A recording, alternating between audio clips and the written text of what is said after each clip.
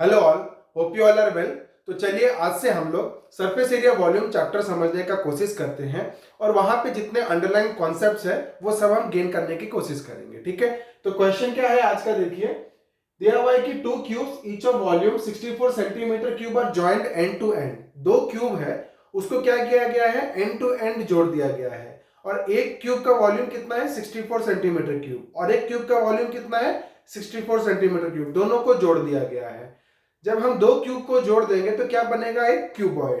तो वो वही पूछ रहा है क्या कि find the surface area of the resulting cuboid. जो दोनों को जोड़ने से जो क्यूबॉइड बनेगा उसका सरफेस एरिया निकालिए। ओके, तो देखिए अगर मैं सिंपल क्यूब को अगर इधर बनाऊं तो हमको पता है क्यूब में क्या होता है, तीनों साइड क्या होता है, बराबर होता है। Length is equal to breadth is equal to height.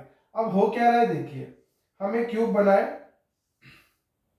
Okay, सो ये क्यूब को क्या किया, एंड टू एंड जोड़ दिया गया। एंड टू एंड जोड़ दिया गया मतलब यहां पर और एक क्यूब लाके इसके साथ जोड़ दिया। ओके, सो ऐसे जोड़ दिया तो क्या बन गया, एक क्यूबॉइड बन गया।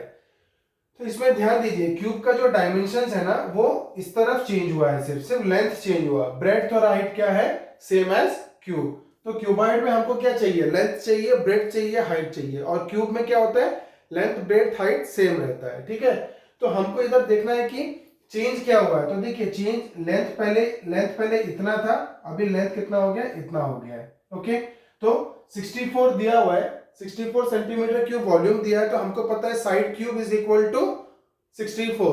तो साइड कितना हो जाएगा, 4 सेंटीमीटर। तो 4 सेंटीमीटर हो जाएगा, तो ये 4 और ये 4, तो क्यूबॉइड का कितना हो जाएगा, 8 सेंटीमीटर। लेंथ कितना हो जाएगा, 8 सेंटीमीटर।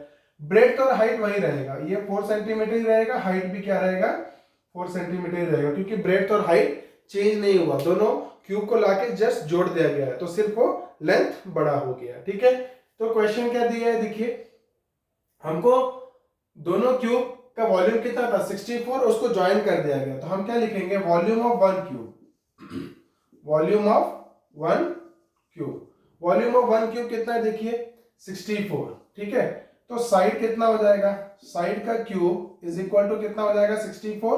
तो साइड ऑफ क्यूब कितना आ जाएगा, क्यूब रूट ऑफ 64, तो कितना आ जाएगा, 4 सेंटीमीटर। ये हमारा क्लियर हो गया।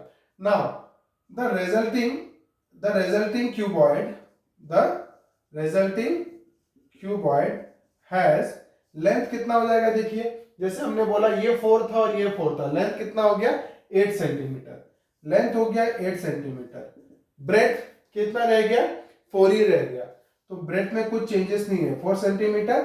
और हाइट में भी कुछ चेंज नहीं है, वो क्या रहेगा, 4 सेंटीमीटर। और हमको पूछा क्या, find the surface area of the resulting cuboid. तो हम क्या लिखेंगे, सरफेस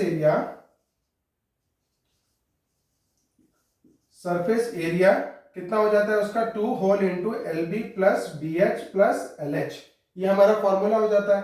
तो देखिए 2 whole into L B 8 4 32 plus B H 4 4 जो 16 प्लस एल एच 4 इंटू 8 32। तो यहाँ पे कितना हो जाता है, 32 32 64 64 प्लस 10 74 74 प्लस 6 80। तो कितना हो जाएगा, 2 इंटू 80। तो ये कितना हो जाता है, 160 centimetre square. So this is the surface area of the resulting cuboid. तो आगे के वीडियोस में हम और कुछ इंटरेस्टिंग क्वेश्चंस लेके आएंगे ताकि आपकी कॉन्सेप्ट बढ़ पाए। अभी के लिए इतना ही, बने रहिए मेरे साथ मेरे आगे वीडियोस के लिए। Thank you.